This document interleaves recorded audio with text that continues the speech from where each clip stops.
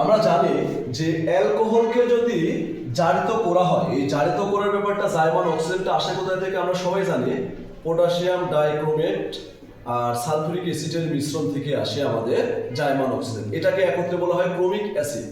এটা তো আমরা সবাই জানি। এই ক্রোমিক অ্যাসিড দিলে আমাদের অ্যালডিহাইড জারিত হয়ে অ্যালকোহল জারিত হয়ে অ্যালডিহাইডে রূপান্তরিত হয়। এখন প্রশ্ন হলো, যত কার্বনালা অ্যালকোহল তত কার্বনালায় অ্যালডিহাইড। দেখো তোমরা এখানে প্রোপানল নিয়েছি, এই প্রোপানলকে যদি জাইমান অক্সিজেন জারিত করে উৎপন্ন হয় প্রোপানল।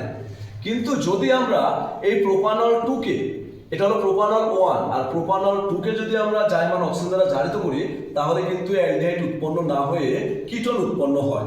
অর্থাৎ যত কার্বন অ্যালকোহল তত কার্বন আমাদের কিটোন উৎপন্ন হবে। তাহলে ছিল প্রোপানল 2 উৎপন্ন হলো প্রোপানোল।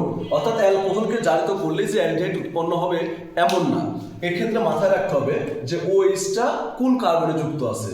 যদি প্রোপানল 1 হয় তাহলে হবে প্রোপানল, আর প্রোপানল 2 হলে উৎপন্ন হবে প্রোপানোল। ওকে, ধন্যবাদ।